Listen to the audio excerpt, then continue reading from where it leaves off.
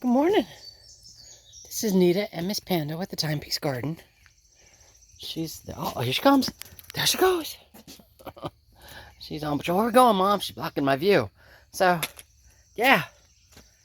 I don't know if it's a pumpkin or a gourd or a crookneck squash or a butternut squash, but it's growing right there.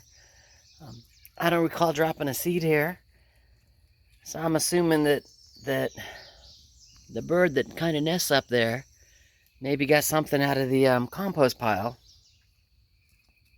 and it passed through and is now growing right there. I'm gonna leave it there. I'm gonna see what it does, see if it produces. I'm not gonna try and dig it up, move it to the garden. I don't have a place to put it, so we'll see what it does. And then I figure I'd leave you with a little view of my black-eyed Susans.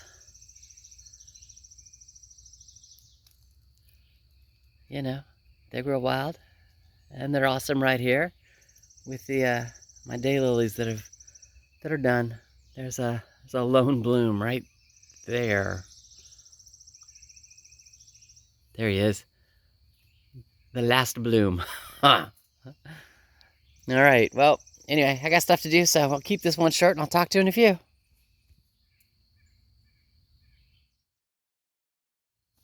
All righty. Back in the garden again. Miss Panda's hanging out. She's going to supervise. The goal for today is to get the paper down in the tomatoes and peppers and, get some of the marigolds moved so they can do their job.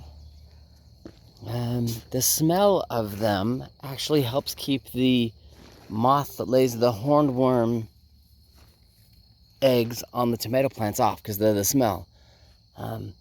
And I don't see any hornworm damage, and the easiest way to tell is you start seeing little pieces of poop on your leaves. That's how you know you got a hornworm, because they blend in so well with the tomato plant. And I don't see any damage, which is awesome. But if I don't get the marigolds over here really soon, I'm gonna end up with damage, and they can devastate a tomato crop. So let me get busy. So the ground down there looks like the ground over there. Wood chips, no grass. This will have marigolds in it. And let me get busy. Let me get started. That way I can just, keep on doing what I'm doing. And then while we're back here, those are my birdhouse gourds. They are up and over the hoop like they're supposed to be, and they'll start leafing out, and God, I can't wait. And yeah, my squash are all blooming.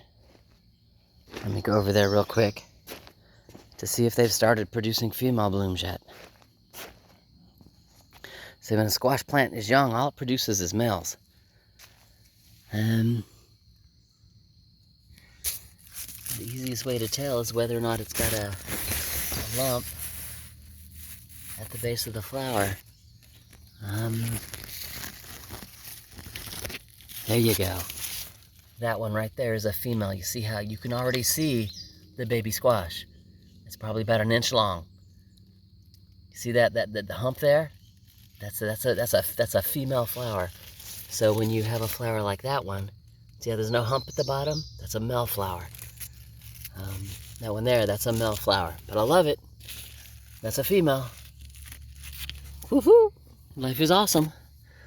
All right, but yeah, you can see I got plenty of flowers and plenty of 2B flowers coming up. So, oh, there you go. There's another one. There's a little one way down there. You can see the bloom at the end, and he's got maybe a 1/4 inch little fruit there. That's a female. Life is sweet. All right. Well, let me go on and get busy. Got some papering to do. And I love the fact that the gourds are they're liking it here. All the way up and over, and they're still hanging out going, where are we going? All right, let me go on and get done. And I will talk to you later.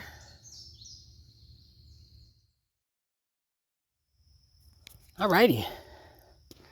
So I'm doing it now because I've lost most of my shade. And before I get too hot, I'm going to go ahead and do the video. But you can see there's paper, the last of the peppers. And then you get down from peppers into tomatoes, and it's all bark. Wood chips are in place. The Marigolds have been moved. There's one, there's another one, there's another one. Yeah, they're a little droopy. They just got transplanted. Marigolds do that. I can't wait to see what this vine is. You know? So I've got flower sets. It's not flowered yet, but I've got flower sets. I can't wait to see. You know, just to see what it is. Can't wait, truly. You know, I love volunteers that I don't know what they are. All right, so let me get back to finish barking, because again, I've lost my shade over here. Whew. And yeah. All right, I'll talk to you in a few. Alrighty, it's 11 o'clock, and everything I wanted to do in this garden I got done today, which is awesome. I've got the tomatoes and the peppers barked, got some marigolds moved over there. A couple of the seeds that I had laid over there with the peppers have actually sprouted, so, you know, barked around them as well, which is awesome. It means I have a whole lot of marigolds left here, which is still awesome. I can move them and transplant them in other places, you know, to keep the bees coming. From there, I had a friend of mine who gave me the cucamelon or mouse melon seeds. And they had problems just like I did this spring with the melons and whether or not they survived the Snowmageddon we had. So theirs are actually much farther along than mine are, so they went ahead and they gifted me two, which is awesome. And instead of putting them where I put my seeds, just in case there's something wrong over there, I put them over here on the back side of the sunflowers. Put a piece of, just regular wire that I have here, kind of wired it up a little bit. That way they can grow here on the outside of the hoop tunnel in the other garden, garden number 3, the one that's supposed to be for the annuals. And I can see how well they do and where they do better at, whether they do better here or whether they do better over there. So that'll be awesome. I also went and put up some blue twine in the center here between the two hoops that I don't have fencing for, type thing. And I'm getting the one where you're not looking into the sun. There you go. That way the basket gourds and the birdhouse gourds is up here. I doing. I know you mama's helper, huh? Anyway, that way they've got something to continue to climb on. And, and if they decide they want to go back downward, we'll see how far I let them go. I might flip them over and make them come back on themselves.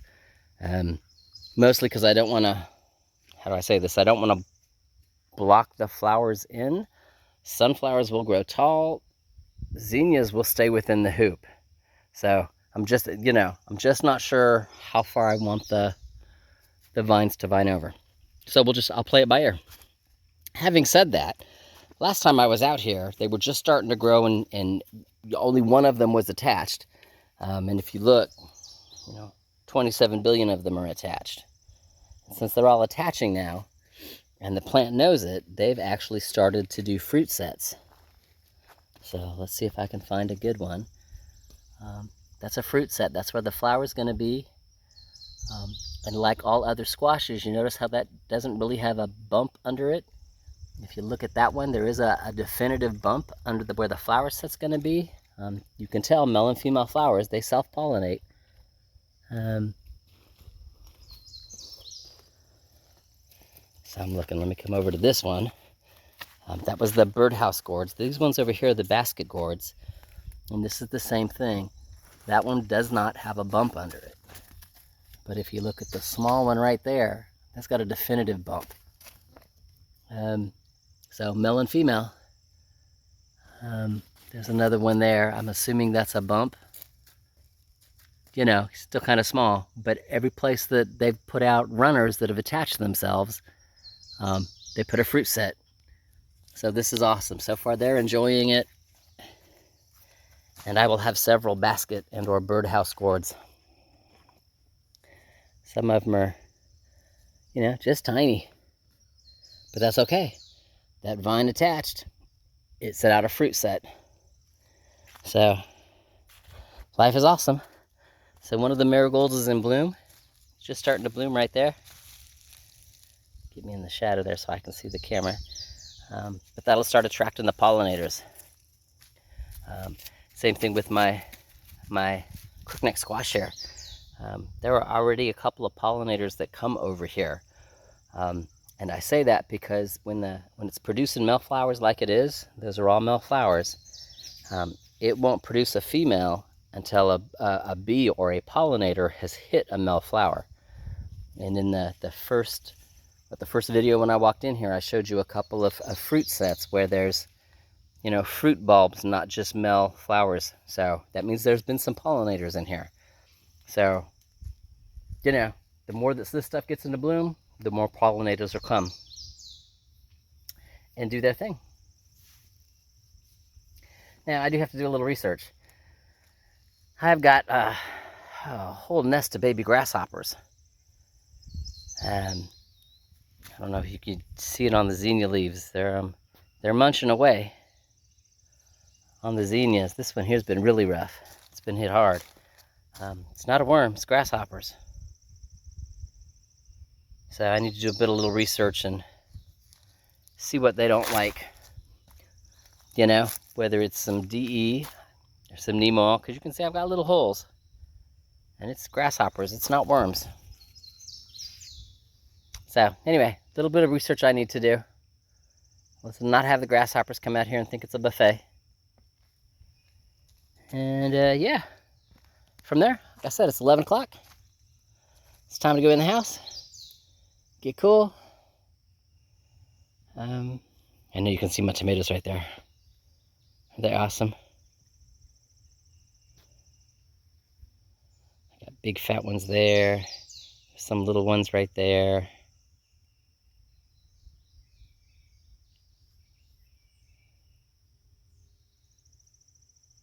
There's some right there, kind of under that leaf. I got tomatoes for days. Once they start turning red, it'll be awesome. I'll have tomatoes nonstop. All right, I'm done. Got to go put my tools away and go make some lunch. So this Panda, she's sitting in the shade. She's supervising. She's letting me know she thinks I did a great job today. She's ready for some lunch. So with that, Miss Panda and I will talk to you later.